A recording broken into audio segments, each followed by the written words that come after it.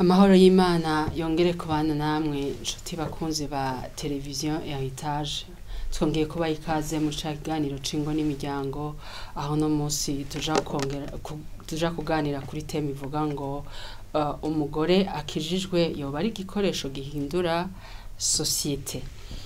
Umugore akijijwe kandi yuzuye mpwemu yera, Imana imuha ubwenge, ikamuha gutahura no kumenya, ibi bigatuma agira ubushobozi bwo gukora mu buryo budasanzwe mu kuzana impinduka aho abaye. Turaja kumva vyinshi bitandukanye vyerekeye uyu mugore akijijwe, tubifashijwemwo n'umutumire wacu uno mugoroba twaronse, twagomba kumuha ikaze yongere anabaramutse. Ikaze nigwanye madame. Murakoze cyane gose, mbanje gushima cyane gose ko mwanyumviriye ko shimira n'Imana, ndabashimira no kubona mwanteye iteka ryo kuba kuri iyi plateau ibugira kandi. Izina ryanjye murarizi. Hariho ngabo bariko barabumbiriza no musi batabazi. Jewe ndumuvuga ubutumwa, nitwa Evangeliste Alice MANISHA, ndubatse. Nkaba mfise n'ibibono natewe iteka n'Imana kuri umuvyeyi. Nico bituma ndi hano. Imana ibihere gucubahira. Ikaze nigwanyu kandi turakunezererewe natwe. Murakoze cyane. Ego Yesu abahezagire. Turagomba rero kuganira ku mugore akijijwe. Ego cyane. Ego mbega umudamu akijijwe ga Madame Alice harangwa niki? Murakoze cyane gose ko mpaka karyo kuvuga aya majambo, kuko nibaza ko tugico tubivuga ko umwese araza kwitora, umudamu wese akijijwe araza kwiyumva avuga ati aha ngeza hehe, mbega ndumuntu ashaka kugaragara ko akijijwe, mbega abantu bandavye babona nkijijwe. Ijambo ry'Imana raza kudusigurira neza, ntibiva mu mutwe wanje, biva mu ijambo ry'Imana. Nashaka mudusomere muri mu Bagalatiya igice ca 5 umurongo wa 22. Galati 5 umurongo wa 22. Ijambo ry'umutwe riravuga ngo ubugingo bwo muri mpwemu. Ariko ivyo mpwemu yama n'urukundo, umunezero, amahoro, ukwihangana. Genda gato. Ariko ivyo mpwemu yama, iyo umuntu akijijwe, icambere na mbere agakiza niki. Reka duhere ku gukizwa. Kuko bavuze ngo umuntu ngo akijijwe, umuntu ashaka kwaza ati none bisigura iki gukizwa. Gukizwa wibuke neza ko igihe umuntu atari bwamenye Imana mu itongo rya Edeni yari amahoro kera. Bari bazi Imana, babanga muri presence y'Imana, ko Edeni sigura ngo kuba muri presence y'Imana, aho Imana iri. Ntibashobora byerekana no ko bakizwa. Ha mundi munsi bava ku Mana, bumvira shetani arabosha. Kuva umunsi Imana itandukana n'umuntu. Ni ukuvuga ko abantu bose bavutse inyuma y'icyaha cya Adamu na Eva n'abanyabyaha, kubera yuko imitima yabirongorwa na shetani, kubera ko bumviye abavyeyi babo bakera, banyogokuru n'abasogokuru bakera, bumviye satani.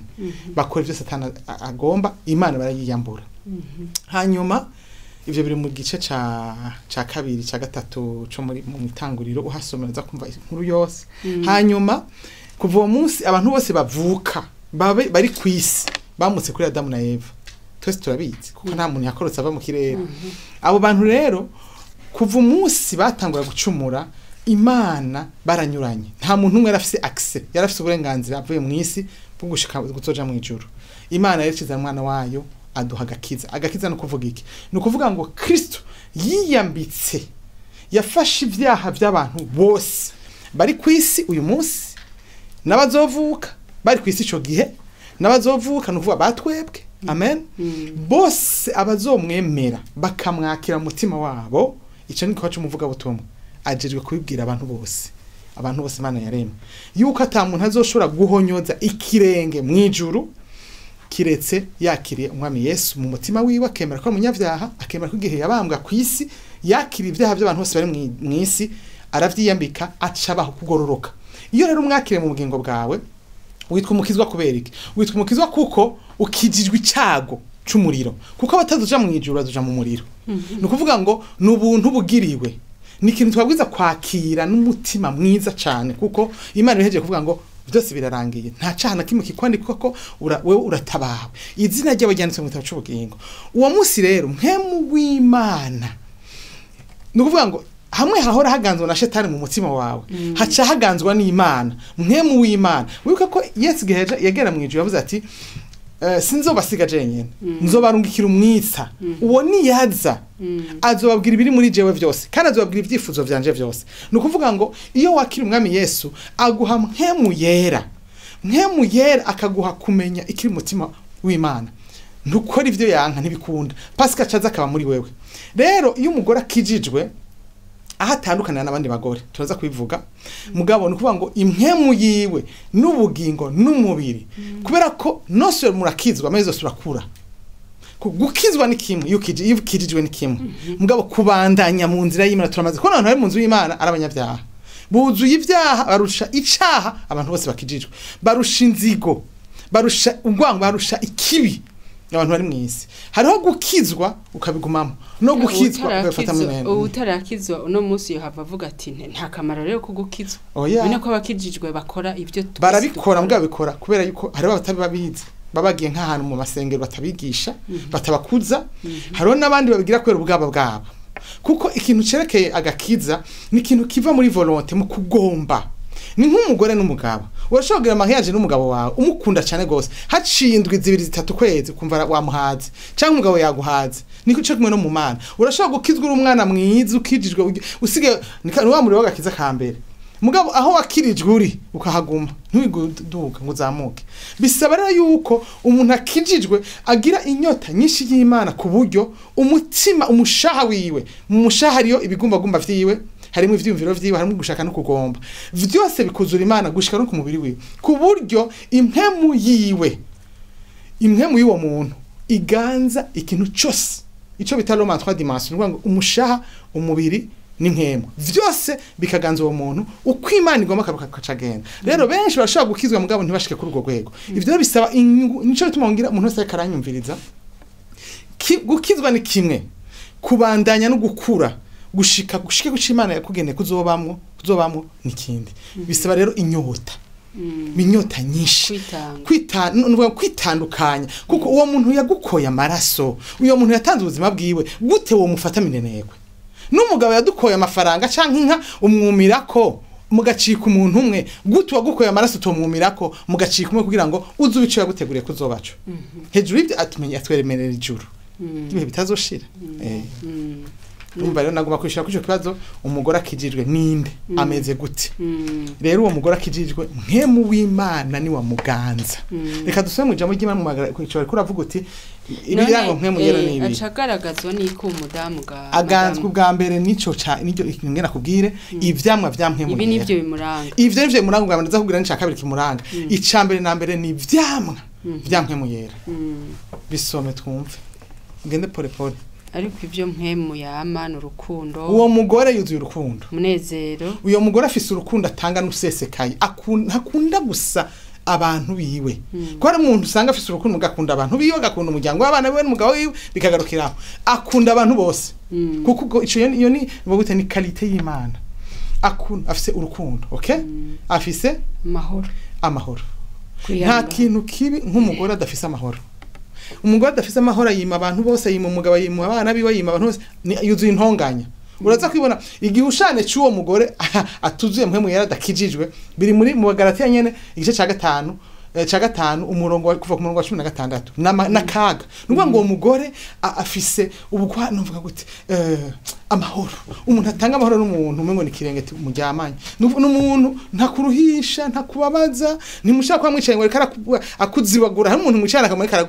akuzibura amajambo ugasanga ntushobora kunezerwa wamanye nabo ugumana kantu gute kubera iki namanye n'uyu muntu kubera kiyambabaje akiranje hagukubita akajambo wumva ko wiriranga umunsi wose ubabaye akagukritika mwicaye ko kubera kiyambaye guke urazga nubihiwe ugasanga nta kintu nakimwe ciza kumuvamo bandanya amahoro ukwihangana no kuvuga ngo umuntu ashobora kwihanganira ikintu cyose kibi ukamutuka ntavuge kuko Yesu wibuke ko afite ayo n'amakarite ya Yesu Yesu yavuze ati bagukubise ngaha tega ngaha Yesu baramukweza ubwanwa n'umugabo muga ntigeze replika yavuze ati bagirira imbabazi nuko uwo mugore ameze nta replica ntiyishura ikibi ku kindi kugira neza agira neza ingeso nziza kuba umwizigi umugabo akaguhereza amafaranga cyangwa akagutomera kabisa ukagura n'ibidakenewe ukagura ibirato n'impuzu n'amasahani n'iperike kugira ngo ahere donc mu ijambo rimwe umugabo wawe ntakwizigira parce que nta n'umuntu akwizigira kuko ibintu byose umusagata wiba donc n'umuntu nyene kabisa umwizigirwa n'umuntu uvuga uti jewe ndi n'umugore umwana akavuga ati je mfise mama niwe byose kuvuga abantu bose baramushingira ntawe hama madamu Alice turi mu kiganiro cingo n'imiryango nagire ndababaze mbega umudamu bavuze ko ngo yoba ari igikoresho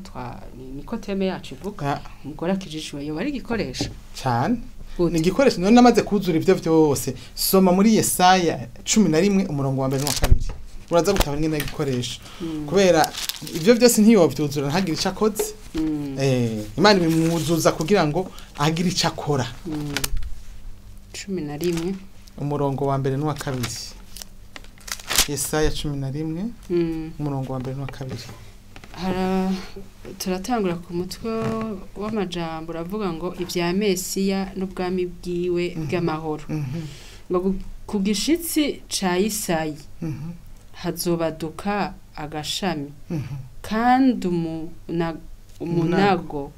wanaze mu mizi yiwe uzokwama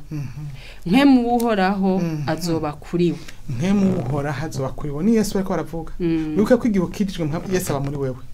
nkemu uhoraho aba kuri wewe nuvuga ngo warakijijwe nkemu uhoraho aba kuri wewe aba muri wewe ahubwo amen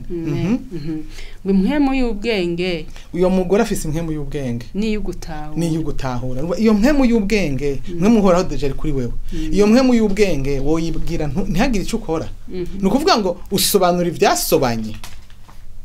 ibiteye ikibazo ni ubisobanura uri wa muntu muri quartier mu kibano mu muryango hagize ikintu kigoranye kwere mpemu y'Imana kuri wewe yugutahura yukumenya bavuga ati reka tugende kurondera Jacqueline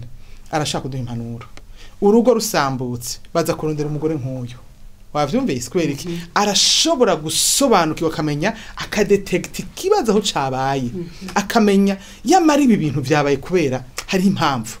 wewe ntiwagize ibintu binini nuvuga ngo mw'ijambo rimwe arerekwa aramenya ibinyegeje indani mu kibazo umva ni igikoresho ca societe ni igikoresho c'Imana bandanya imhemu y'ubwenge ni y'ugutahura imhemu yo kuja inama ni y'ubushobozi kuja inama no kuvuga mu conseil nkemu ukugisha inama abantu kugira inama abantu nkemu nukuvuga ngo ashobora guha inama abantu n'igihugu washaka agahinyishu ahatagira inyishu ubiko umugore yitwa Debora yari umugore umuvugisha nk'abandi bagabo bose bari muri ako karere mugabo kubera ko yari yuzuye nkemu w'Imana yashoboye gukonseye umwami amuhanurwa gute gukonseye mu kirundi ngwiki guhanura kumugisha inama ikuntu yabona ingene ibintu byogenda kubera ko yuzuye conseil l'esprit de conseil guhanura imhemu y'ukumenya uhoraho ni y'ukumwubaha amen urumva iyo mhemu iri kuri we no kuyimenya umva hari kindi bakwiye ko atari gukorera Imana twarabonye muri biri abagore benshi bakorera Imana mu buryo bwitangaza kubera bari buzi iyo mhemu y'Imana abo bagore turabazi Sara iyo atabari yari yuzuye iyo mhemu no kuvuga ngo amenya ati uyu mugabo wanje Imana iramutumye yari kugora ngo yekugira ingwane kandi riraza ko Aburahamu ntiyari gushaka gushika kuri destiny iya batari kumwe na Sara kuko vyari kumugora kwa muri ubwo bukanya aho hantu bari yararungitswe muri desert harashuha ku murango mu ijoro hagakanya nuvo yararungitswe mu gahinga kanyaga nande muri za Egiputa ahantu habi ntiyari gushaka kuronka inguvu zo gushaka gukora Imana yari yamutumye gukora Sara mugararije mugabo kora ko Sara yari amaze kudetecta ati uyu mugabo avuganye n'Imana hamuka ko bari mu gihugu atamana ibaho bari mu gihugu Imana itavuga bari mu gihugu ahantu sedana zibigirwa mana bisigura ngo nta mana rurema Imana y'ukuri yari ihari mugabo Sara amaso yiwe aramenya arabona n'amatwi yarumva ko ari Imana yavuganye n'umugabo wiwe amwoma inyuma ati turajana tu kuko iyo umugore ari gitatazi Imana atahishuriwe iryo banga ry'Imana adafite mwe Imana muri we avuga ati jewe mva ngaha hantu genda wenyene niyo misyo yawe genda uzorongora abandi hariya mugabo kubera ko kumenya yifatanije nawe turabona abagore bandi bakomeye cyane gose bakoranye n'Imana Mariya n'akarorero gateye ubwoba Mariya umumarayika aramugendera aramubwira ati nyina wa Yesu ti wewe bujugiye kuvyara Imana wibaza ko yatawe yarafise mpemu w'Imana yari gutahura ivyo bintu amubwiye avuga ati jewe no vyara Imana gute jewe d'abord jewe mfise umufiance Imana yocaye yaravuga ati no mbwa kubera ko yarafise ubwo bubasha Imana yamuhaye yo mpemu w'Imana kuje ko akakubamwo aguha iyo capacity ubushobozi ngo mpemu ubushobozi twabisome mpemu ubushobozi ni mpemu atuma ukoresha ibitangaza ibikomeko nimba hari umugore yakoresha ibitangaza mu isi ni Mariya kuko yemeye kwibungenga Imana yemera kucokogwa yemera kubabara yemera guhunga yemera yegumana na Yosefu bakigira manaje nk'abandi bantu ntiyari gushikwa n'ivyamubayeko yemera ko n'umwana wiwe ari kare yicwa urashaka kwiyumvira ko wibungenzi wavyaye Imana ukaguma ukicwa ugacumitwa wicwa yavuga ati no yarambeshe yisiyo ntibishoboka mugabo ntiyigeze yidoga Bibiliya ntitwerekana namwe yigeze yidoga Mariya yari umugore umunyabwenge cyane nakarorero gakomeye cyane gose umugore wese bwiza kugira nk'umugore akijijwe si bibazo bigukura ku Mana samagoga gukura agushira ahantu umvugo yampevye ni kuvuga ngo ubuzura ubwenge bukumenya ivy'Imana iri kirakora mu burere bwose hari undi mugore yitwa Esther kara kagogwa nyene asanga yirotuvye kuri pare kuba ku kirimba kwiwe ntivyamuteye kudibama ngo avuga ati aha nashi sava kameme ndabaye umwami kazi w'ibihugu bikomeye cyane gose ahubwo yavuze ati iki ni gihe cyane cyo gukora uyu munsi tubavuga nk'abagore b'akarorero kubera yuko bafashe n'ubwo bagize ibanga ryo kumenyana n'Imana bakamenya ariyo ndifuza ko umukenyezi wese karanyumviriza muri iki gihugu no mu isi yose amenye umuntu wese akarumva ikirundi gukizwa ntibikwiriye ahubwo kubandanyana nayo ukayumirako ukayikunda ikakuzuza mpemu ubushobozi ikakuzuza ayo vertu yose bikagushikana kuri destiny wahamagariye kuko twese Imana ntiyatubwira tuba abantu basanzwe ntiyakuremye kugira ngo umugore avyara abana hamagakuza hamagataha mu ijuru oya hariho ibikomeye birenze kuko yaguhaye iyo mpemu y'ubushobozi hariho ibirengeye bibwiza gukora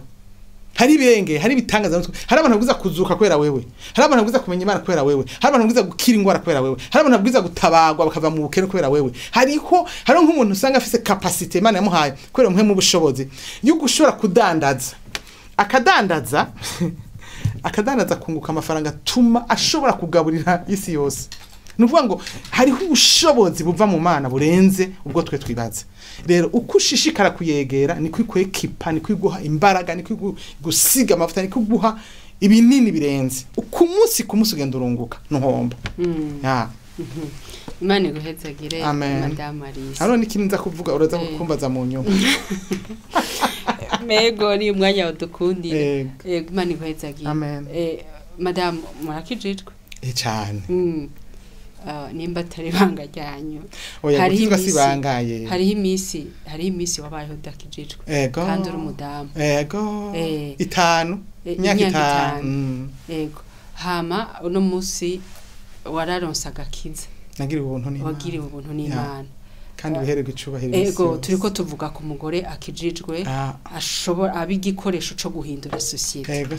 muravye muri iyo myaka itanu yaheze mukaraba nuno munsi mwoducira ku mayange ukuntu mwebwe mwabikoze kugira ngo ndibaza ko hariho ikintu mwakoze kugira societe mubaye mwihinduke nivyo cyane ngenda kivuga nyene nikubona ko nakubwira nyene yuko je imbere yuko nkizwa ntaguhenda nari umuntu nyene ono umuntu mugabo nari umuntu abishe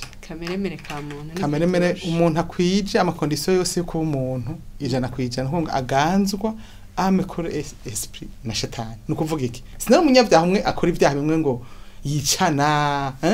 oya nari umwana mwiza kandi mugabo nyene atacamwa na kimwe wo nkurako kubera kacavaye nari umugore arushe kandi ndi muto cyane ko je nakijwe muri 1998 nagize mariage muri 1993 umva ko ari imyaka 5 iyo 5 nabona isi yaranguyeko ndamaze gushinga intahe kuri televiziyo nyene y'ubuzima bwanje mbere ko nkizwa n'igihe nari nakijijwe ntaco nari kumarira umuntu ko naje ntacyo nibari mariye ahubwo nkene gufashwa nari nuzuye umururazi kuko nasaba umugabo ivyadafise namusaba kunezereza kunsohokana kungira umwamikazi kungurira utu kumba hafi kugumana nanje kubera ko udafise imana ugumana vide ugumana afite ikinogo muri wewe gishaka umuntu gishaka ibintu gishaka kugirirwa neza alors que uyo muntu ukurabisaba ntavyo afise ahubwo arabikeneye nawe arabishaka shaka nawe kumugirira ivyo mugabo rero ntabizi ngene vyogenda urumva ariko niravye maze kumenya Kristo ikintu ca mbere Kristo yampaye aragaheza kiga umwami wanje nzomukunda nzomugwa inyuma amen yampaye ikintu ca mbere nakunze amahoro urabona kubaho ufise amahoro atari uko ibintu bimeze neza kugira amahoro mu ngorane kugira amahoro ibintu imidurumbanyi ihari kuko umva je nagize mayaje twari mu ntambara none hari hatanguye intambara mu Burundi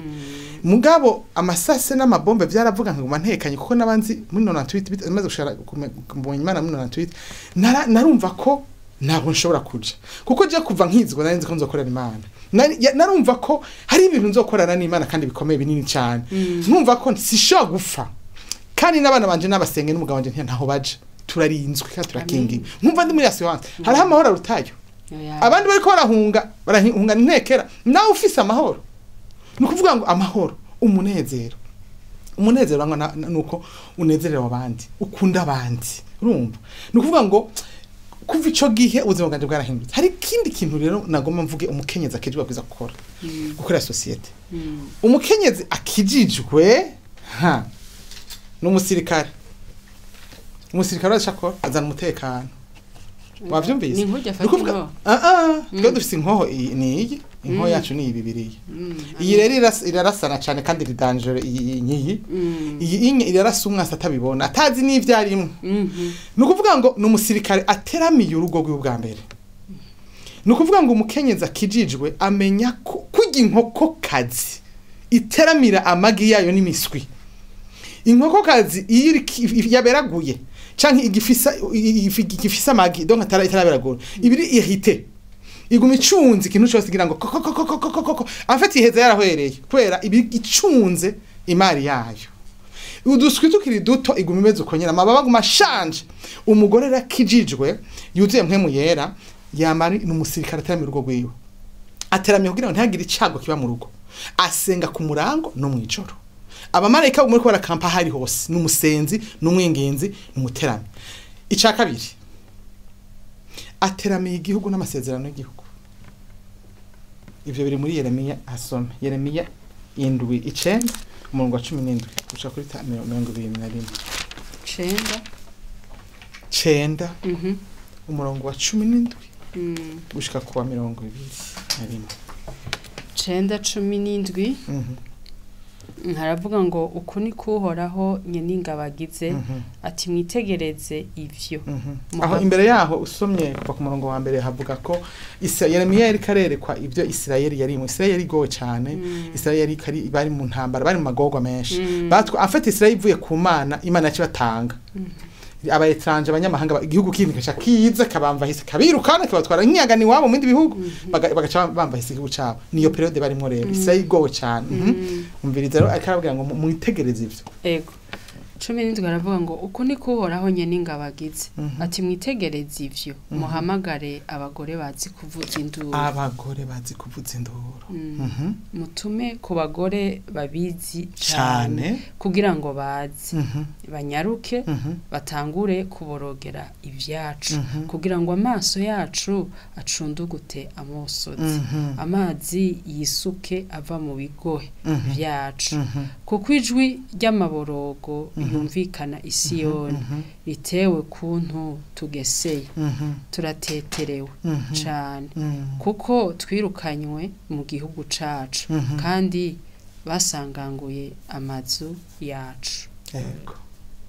Beze kuri 20 kangahe? Ngenze kuri mpejeje 19. Banda 20. Ngo yemwe bagore nimwumve ijambo ry'Uhoraho. Amatwi yanyu yumviriza ijambo ryo mu kanwa kiwe.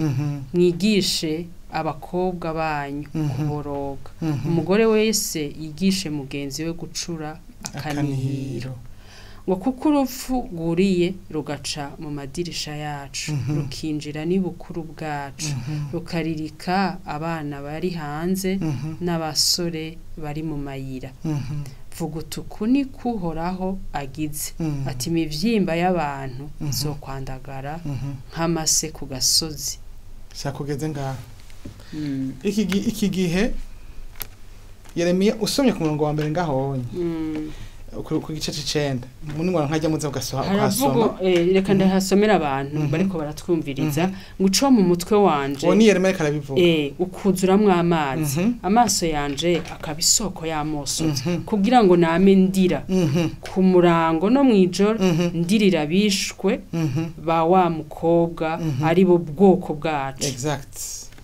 Urumva ko ngahanye kuri 17 yaciye abwira ati mpamagara abagore. Yeremiya yarabuza amarira yasaba Imana amarira muga twe Imana ntitwe ntitunda kuyasabwa ari mu nuno shakanurira ubunyene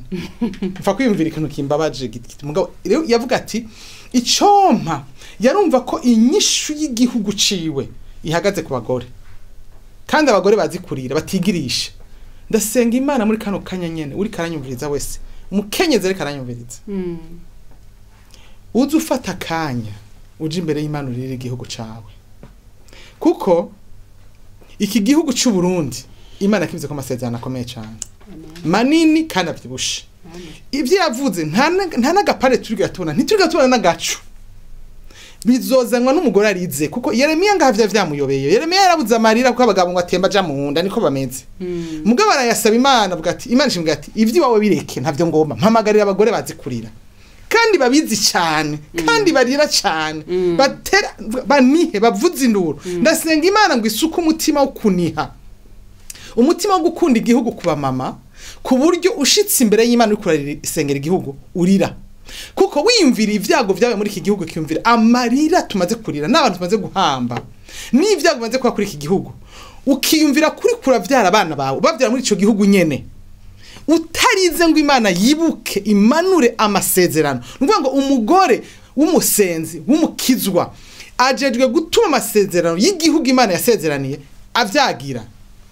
Yobone kuri korabikora rero we. Niko ndabikora n'abandi benshi banyemereye. Imana iguhezagire. Ndiko ndabikora mbwa Imana ikeneye benshi. Yego. Imana ikeneye amarira y'abagore benshi. Babwira Imana turateterewe turamaramaye. Amajambo tuvuga ko nayo dusezeraniye ntarafashitse. Aho kushika tubona ibibi. Tubona amagrenade turika mu mamiriye. Tubona ibintu bibi gusa. Mana ndakwinginze tugirira imbabazi. Abo bagore bagasenga ijoro n'umurango. Mu bintu vya mbere Imana yampaye kandi nshimira Imana n'uyu mutwaro.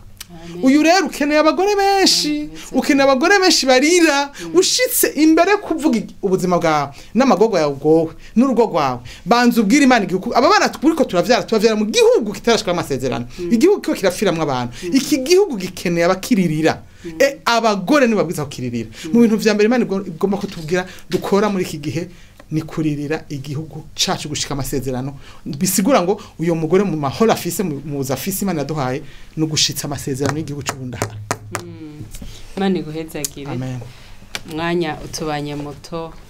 twari kumva byinshi ariko nagomba mubwira akajambo gaheza kino kiganiro abantu bariko baratwumviriza. Murakoze cyane ngose. Nibaza ko amajambo tuvuze ni make. Ni make cyane mugabo binini twabivutse. Ningingira umukenyezi wese ari karanyumviriza. Wo mu gihugu c'Uburundi canke w'amahanga yumva ikirundi yuko yo kwakira umwami Yesu. Amen. D'abord biragoye kubaho udafise umwami Yesu narabayeho imyaka 5 yonyene gusa mu rugo ntafise Yesu. Nakubwira ko naragowe. Umaze kwakira umwami Yesu ubinyishu ku muryango wawe kandi ubaho neza. Ica kabiri ubinyishu ku gihugu no kwisi. Kuko sinibaza ko amasezerano y'Uburundi amaze gushika mu Burundi tuzoguma ngaha mu Burundi tuzotabara n'abandi. Bisigura ngo turi nyishu y'isi. Ni twebwe Imana kugiye duteye iteka duha igitereko nta mugabo afise igitereko nta president ntabafise bajya bagabo. Ntibagira iterisi. twebwe dufise igitereko kirimo amabanga Imana yaduteretsemo amabanga kwibungenga ibibondo kugwiza isi biciye muri twebwe nico gituma turi abantu badasanzwe imbere y'Imana idufitiye impuhwe ko dukorana nayo mu kugwiza isi Imana ivyara umuntu izana umuntu kwisi umugore yamutwaye inda amen ni kuvuga ngo ni twero twibungenza amabanga y'isi weme gukorana nayo uzoba umuhigwe ngaha kwisi no mwijuru Yesu abahezagire cyane amen aduhezagira ne madame Imana igumugisha mwishi cyane amen turabashimiye cyane nuko nshuti bakunzi murumvise impanuro imfashanyo madamu Alice MANISHA bahaye nukuri niyo mwazigendera ko ndazi ko hariho byinshi bikomeye muzokorana n'umwami wacu Yesu Kristo nuko Imana ibahezagire ibaho umugisha mwinshi cyane mubandanye muhesha icubahiro Imana yacu aho muri hose naho kwa kabiri nkaya mango